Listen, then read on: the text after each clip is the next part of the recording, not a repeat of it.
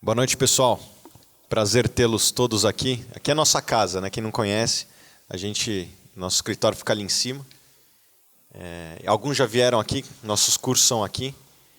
E aqui é nosso primeiro evento, gratuito para assinantes. A gente convida vocês para aproximar, trazer algum tema relevante para vocês. A maior parte de vocês não são profissionais de investimento, são pessoas que têm as suas atividades extra mundo de investimentos, advogados, doutores, empresários.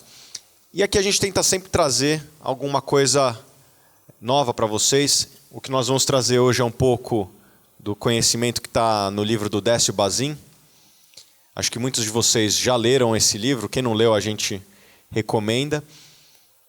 E hoje a gente vai falar não só sobre o livro, mas um pouco de como aplicar isso. A gente vai tentar fazer mais desses eventos mais para frente, então depois nos passem o feedback, o que vocês acham. A gente pretende fazer mais desses eventos no futuro, se vocês gostarem.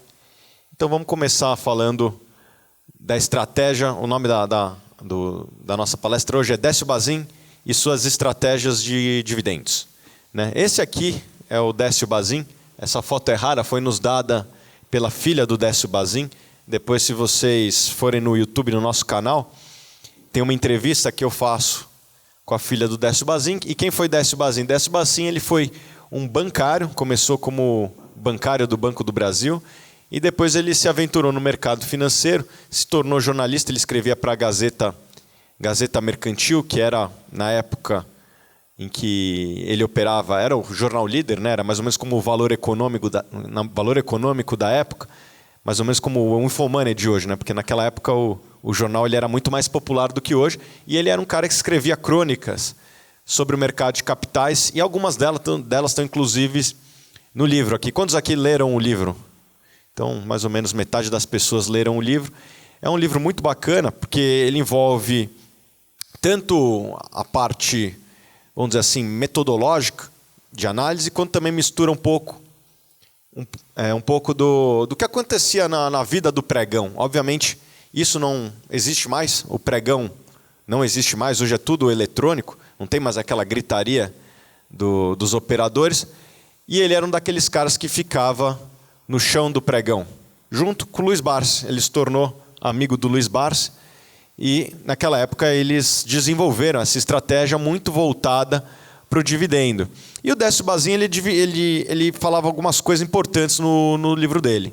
A primeira são ciclos de mercado. O mercado ele é cíclico, e nos momentos de alta as oportunidades se tornam mais escassas. Nos mercados de baixo, geralmente, as oportunidades existem mais, as empresas pagam yields maiores. Por quê? Porque o preço das ações em geral está depreciado. Geralmente o preço das ações cai mais do que o dividendo que elas pagam. Então, tem uma cena do livro, uma parte do livro, que ele estava descrevendo um momento de boom, um momento de alta do mercado, em que estavam todos empolgados, menos alguns senhores de cabelos brancos. Eu imagino que ele se refere a isso porque o pessoal de cabelo branco já era um pessoal mais experiente, que já tinha visto esse ciclo acontecer antes, e não compartilhava do mesmo otimismo dos mais jovens, justamente porque eles já tinham visto aquilo antes. Eles sabiam que um momento de boom é seguido por um momento de bust. E também ele fala dos agentes de mercado, São 5 personagens principais, quase todos estão numa categoria, quase todas as pessoas que estão no mercado de capitais estão numa dessas categorias, e a sua estratégia de dividendos, que a gente vai falar desses 3 temas mais a fundo hoje. Então, esse é o livro da capa amarela, Mostarda, e um dos nossos amigos falou uma coisa interessante, que se vocês repararem, tem um rei, tem 2 reis na verdade, um do xadrez e outro do carteado, em que o rei do xadrez ele está dominando o rei do carteado, ou seja, o mercado de capitais ele é dominado por aqueles que agem com base na racionalidade e não naqueles que se baseiam na sorte, representada pela figura da carta. O xadrez seria a racionalidade, enquanto a carta representaria a sorte, ou seja, quem domina o mercado de capitais é a racionalidade, é aquele investidor racional.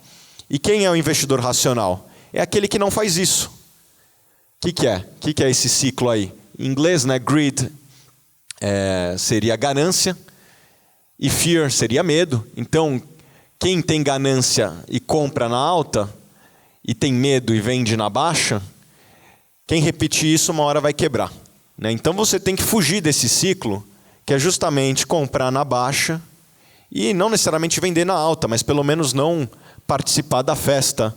E hoje eu acho que a gente está num momento do meio aqui, mas caminhando em direção à festa, né? Então as opções de investimento que pagam um yield interessante começam a se tornar cada vez mais escassas. Então tem que tomar bastante cuidado, ou um cuidado crescente, porque cada vez tem menos oportunidades. E os ciclos do mercado ele divide em dois, né? O momento de euforia, boom, e o momento de pânico. E o comportamento que você deve ter em cada um deles é diferente. No momento de euforia, você deve não compartilhar da mesma euforia dos outros. Eu sei que isso é difícil. E a mesma coisa deve acontecer no momento de pânico. Você não deve compartilhar do pânico.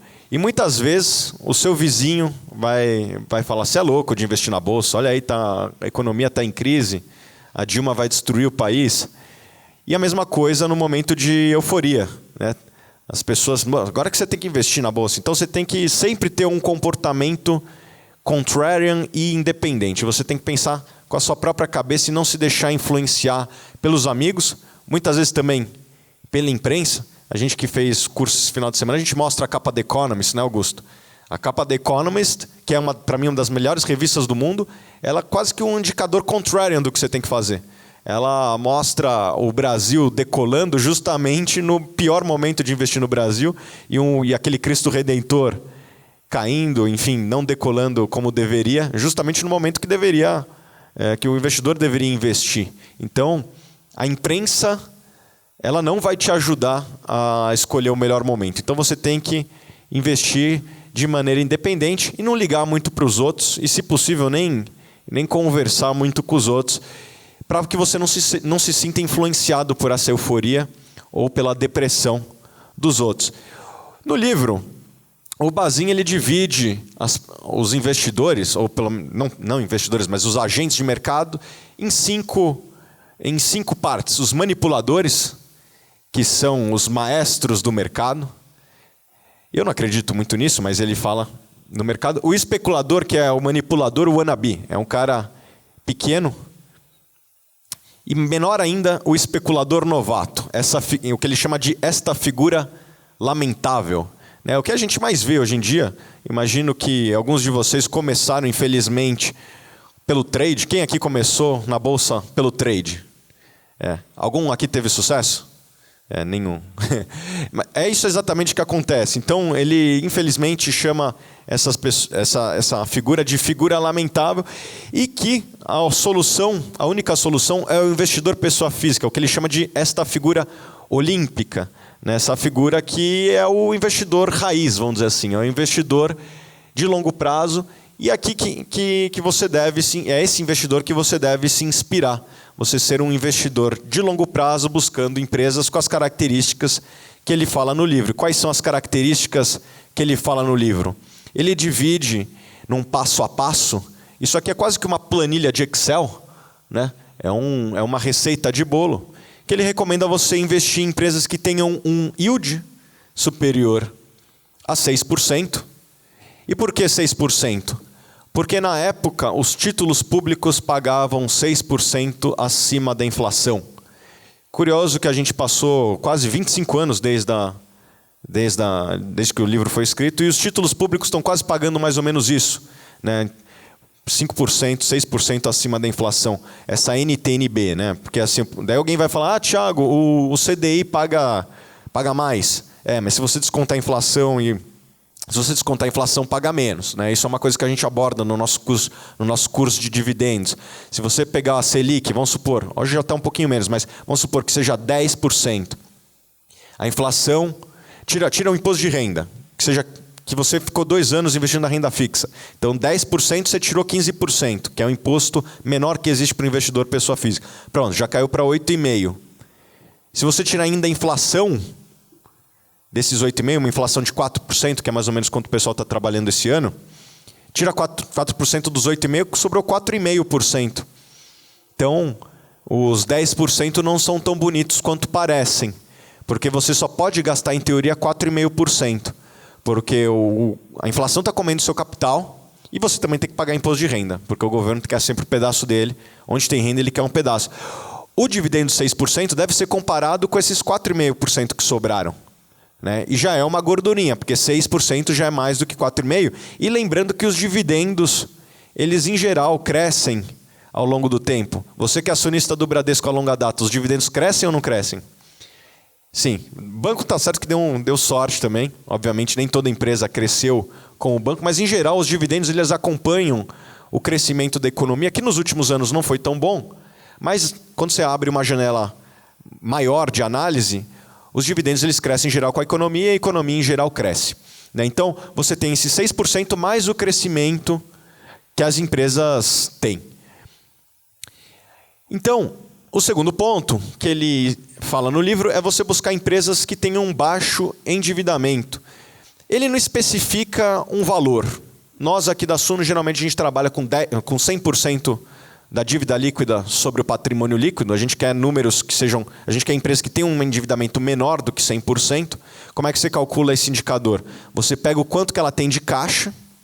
Aliás, desculpa, quanto que ela tem de dívida bruta, né? Então a dívida de curto prazo mais a dívida de longo prazo, soma esse valor e subtrai o caixa. Então se a empresa deve 100 para o banco e ela tem 50 em caixa, 100 menos 50, 50. Então o caixa líquido dela é 50. Desculpa, a dívida líquida dela é 50. Se o patrimônio líquido dela for 100, então são 50 dividido por 100, então uma dívida líquida de 50% passa no nosso critério. Eu também gosto de olhar não só a dívida em relação ao patrimônio, mas a dívida também em relação ao que a empresa gera de caixa. Porque muitas vezes a empresa tem um patrimônio legal, mas ela não gera caixa.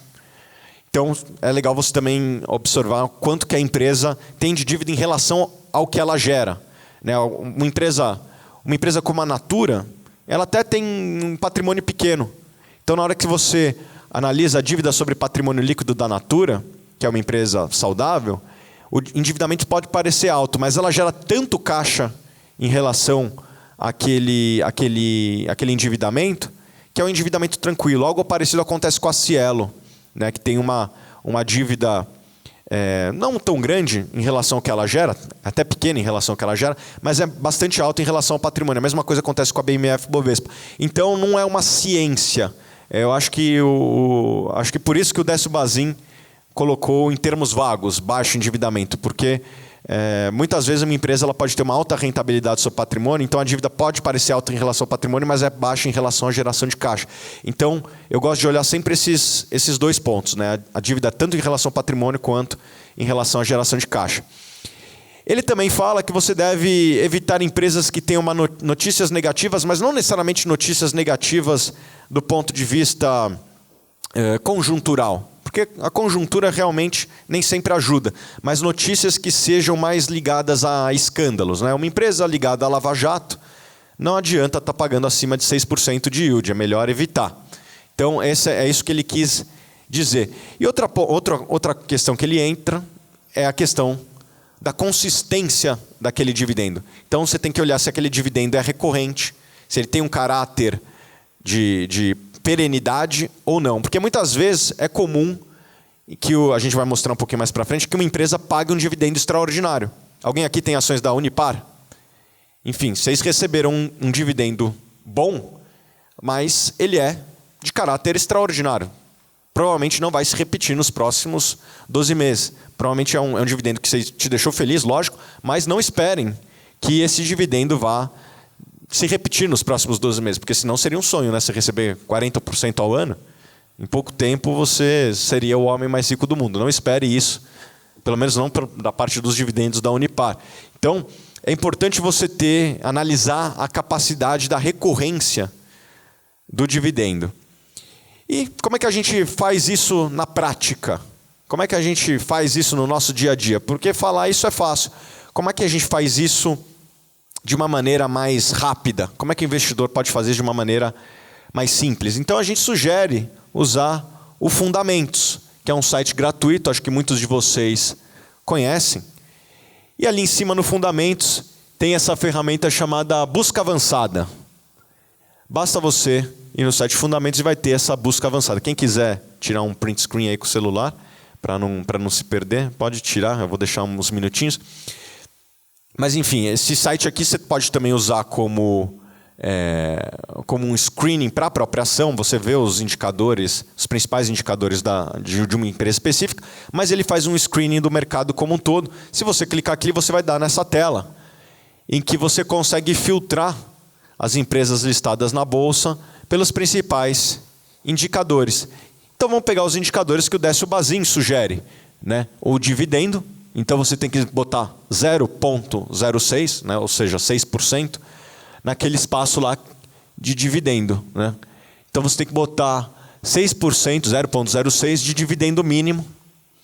E a mesma coisa, aqui ele não tem dívida líquida sobre patrimônio líquido, ele tem dívida bruta sobre patrimônio líquido, que é uma proxy. Então a gente bota ali 100% e só clicar em busca ali embaixo e dá esse resultado. Algumas empresas aqui vocês conhecem, talvez não dê para ver tão bem, mas vai filtrar empresas que pagam mais 100% e que tenham um endividamento abaixo de 100%. Algumas empresas conhecidas de vocês, a Múltiplos, a Taesa, deixa eu ver se eu consigo ver, não ficou tão bom no telão, mas tem Múltiplos, tem Taesa, tem a Engie aqui embaixo, tem o Santander. Enfim, tem várias empresas que são conhecidas de vocês. Deu para ver melhor aí? Acho que não, né?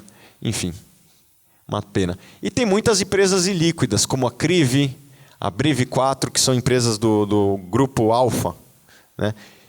E reparem uma coisa, vocês têm que tomar um cuidado em 2 pontos. Primeiro que algumas ações aqui são repetidas, então a Unipar, que está aqui representada, ela está representada pelas suas 3 ações, a Unip 3, a Unip 5 e a Unip 6. Então, tem muita ação repetida aqui no meio. Olha aqui outra empresa conhecida de vocês, o Banco ABC, né? A Gepa também está aqui no meio. Enfim, e tem que tomar cuidado que aqui não é recorrente, né? Você tem que ir uma a uma no olho ver se aquele dividendo é recorrente ou não, se o lucro é suficiente para pagar. Enfim, a gente trata no nosso curso de dividendo muito a fundo essa questão de como analisar a qualidade do dividendo. Então tem que tomar esses 2 cuidados. E a gente fez um estudo recente e botou algumas empresas que se enquadram nesse perfil. A gente fez uma filtragem também por liquidez, né? Tem muita ação ilíquida ali no meio. Não que a gente não incentive vocês a investirem em ações ilíquidas, mas aqui a gente tem que tomar muito cuidado, porque a nossa recomendação, eu quero que todo mundo tenha, ou pelo menos boa parte tenha oportunidade de comprar. Então, as empresas que a gente indica geralmente na carteira de dividendos são empresas que têm uma certa liquidez e que a gente não movimenta o mercado, né? Acho que a recomendação mais próxima, que a última nossa recomendação foi o IRB, e acho que todo mundo que quis investir teve um tempo aí para comprar. Por quê? Porque é uma ação que tem uma certa liquidez, a gente não movimenta mercado, né? As empresas que têm menos liquidez têm menos espaço para as pessoas entrarem. Então a gente busca empresas que tenham todas essas características, mas que também tenham uma liquidez interessante que caiba a todo mundo. E aqui sobraram algumas, e daí tem que tomar alguns cuidados, né? A Hipermarcas, por exemplo, é uma empresa que pagou um dividendo porque ela vendeu um ativo importante dela. Ela vendeu, se não me engano, a unidade de fraldas dela, pegou esse dinheiro e distribuiu aos acionistas e não sobrou muita coisa. Quer dizer, sobrou menos do que a empresa era no passado. Ou seja, o dividendo futuro certamente não vai ser esse. As empresas que nós indicamos são empresas que geralmente o dividendo a gente acredita que é um dividendo de caráter perene, né? O dividendo da Hipermarcas, por exemplo, não é. A Ferbasa até é um dividendo de caráter operacional, mas é uma empresa muito cíclica. Eu não estou dizendo para não comprar Ferbasa, eu gosto da empresa, mas você tem que tomar cuidado e lembrar de que o preço do minério que ela vende valorizou bastante nos últimos 24 meses e é difícil saber se vai se manter nesse patamar por um tempo. Enfim, algumas empresas que passam nesse filtro. A gente pegou algumas empresas que até não são empresas que nós temos em carteira, mas que são empresas que passam nesse filtro. Uma delas é a Hering, que é uma empresa que atua no setor de vestuário, né? Algumas pessoas lembram muito da Hering como sendo uma empresa de roupas básicas. Mas ela cresceu muito entre 2009 e 2012 em cima de roupas de caráter mais inovador, né? A moda. Eu estava até conversando um tempo atrás com um dos maiores franqueados da Hering, e ele tinha várias lojas em São Paulo, ele tinha 12 lojas em São Paulo. E ele falava muito da diferença do perfil do consumidor, né? Ele tinha loja tanto do Morumbi quanto a do Shopping de Osasco, era dele. E ele falava que o usuário do Shopping Morumbi, ele até tinha um ticket parecido com o ticket médio do cliente de Osasco, só que era um cliente totalmente diferente. Ele era um cara que entrava na loja e comprava 10 camisas brancas para dormir, enquanto o camarada aqui da loja de Osasco já via a Hering como uma marca inspiracional, né? Então ele ia lá e comprava uma calça jeans, pagava R$100 e poucos na época, então que era quase que compensava as mesmas camisas, as 10 camisas que o cara comprou lá na outra loja. Tinha um ticket médio parecido, mas era totalmente diferente o perfil do comprador, e a Hering cresceu muito em cima desse comprador com mais perfil desse shopping de Osasco, né? E a gente muitas vezes não está vendo isso no dia a dia, mas isso é uma coisa que aconteceu com a Hering, e eu acho que a assertividade dela nos últimos 4, 5 anos se deteriorou muito, né? Isso é uma coisa que acontece no varejo de moda, que tem que tomar esse cuidado. É importante você ter uma assertividade no lançamento para você não ter estoque encalhado, e estoque encalhado é prejuízo. Você vai ter que dar desconto, você vai ter que ter um capital de giro maior. Então, essa é uma empresa que passa nos filtros do Bazin, mas que por esses motivos de não assertividade, ou pelo menos de risco na assertividade da moda, além dos riscos intrínsecos do varejo, fazem com que nós não tenhamos recomendado essa empresa, mas é uma empresa que se enquadra numa oportunidade do Bazin. Se o Bazin fosse vivo, certamente ele estaria analisando essa empresa. Outra empresa, essa empresa a gente gosta bastante, a Engie, né? Alguns de vocês provavelmente têm ações dessa empresa, é uma empresa que eu gosto muito, só não recomendo porque na nossa carteira de dividendos a gente já tem 3 empresas do setor elétrico, já temos uma geradora, ela é uma empresa geradora de energia, tem muitos ativos de energia hidrelétrica. A gente acabou recomendando as ações da Tietê no dia 18, né, dia 18 de maio, após a delação da JBS. As ações da Tietê tinham caído junto com o mercado. A gente acabou preferindo as ações da Tietê, nada contra a Engie, a gente tem que escolher uma, pelo menos na minha interpretação a gente precisa escolher uma.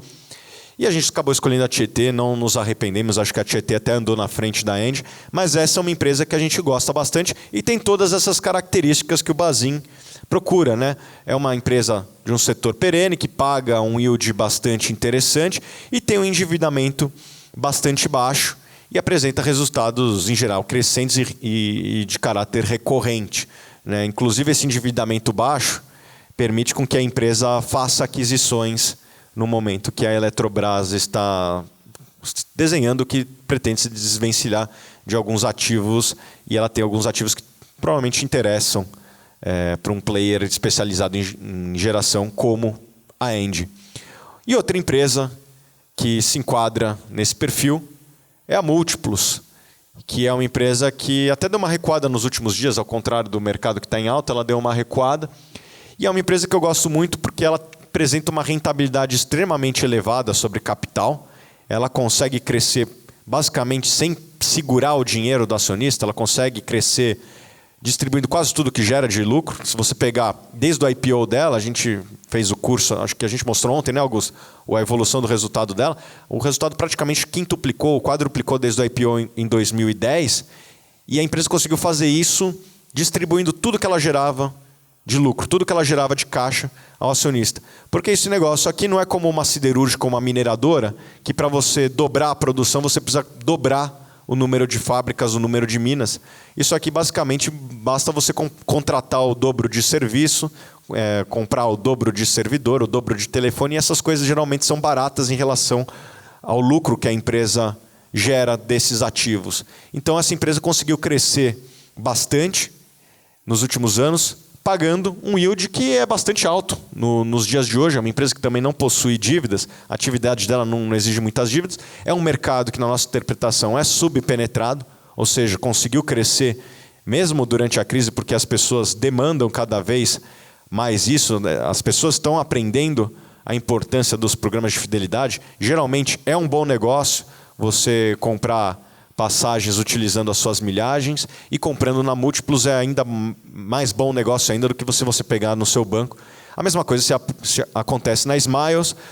A gente gosta das duas empresas, né? A gente acha que cada uma delas tem fraquezas e fortalezas, né? A gente acha que a Smiles, na média, é uma empresa mais bem administrada.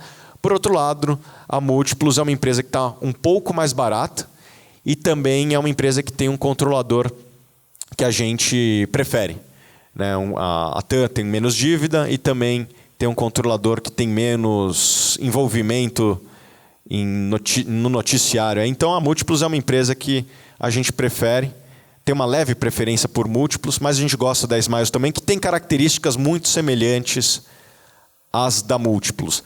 Se possível, tem as duas, mas se tiver que escolher, eu escolheria a Múltiplos. E a gente fez um backtest dessa estratégia. Obviamente, muito daqueles critérios são subjetivos, né? A empresa está envolvida em escândalo ou não, ela tem um resultado consistente ou não. Isso é até difícil de você fazer no backtest. A gente basicamente fez isso em parceria com uma gestora que eu fui fundador, e que não tenho mais sociedade, mas eu fui fundador e mantenho amizade com o pessoal lá. E eles fizeram esse backtest para a gente. Eles selecionaram empresas desde 2000 que pagavam dia 1º de abril, 6% de dividend yield. E por que dia 1º de abril? Não porque é o dia da mentira, mas porque é o primeiro dia após todas as empresas terem divulgado o balanço do ano anterior. As empresas têm até o dia 30 ou 31 de março para... Março vai até 31, né? Até 31 de março para divulgarem o balanço referente ao ano anterior. Então, o dia 1º de abril é o primeiro dia útil que você tem, ou pelo menos o primeiro dia que você tem com todas as empresas divulgadas os seus resultados. E daí a gente fez um backtest, como que seria a fotografia do mercado no dia 1º de abril de cada ano, desde 2000. E selecionávamos empresas com essas características, né, que pagavam mais de 6%. E aqui a gente foi um pouco mais rigoroso na dívida. A gente botou só 50% de dívida sobre patrimônio líquido. E daí chegamos neste resultado desde 2000. Quem tivesse comprado uma carteira que tivesse essas características, sem olhar, tá?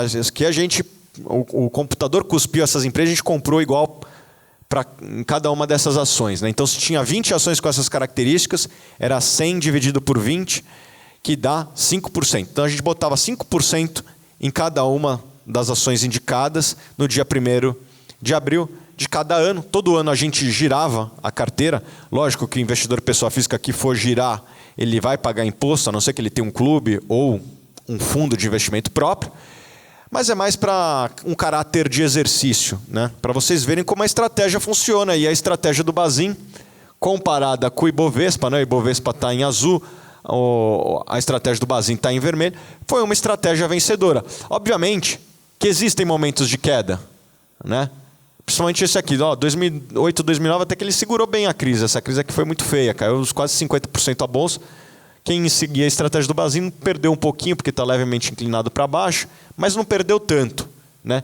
Os últimos 3 anos não foram tão bons. Mas a gente acredita que ao longo do tempo, isso que é o que importa, é uma estratégia que supera a média do mercado.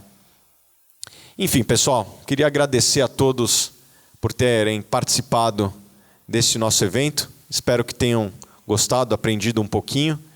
E agora eu encerro a filmagem. Queria agradecer a todos mais uma vez. E a gente vai fazer mais desses eventos no futuro. Aqui encerramos esse evento. Obrigado.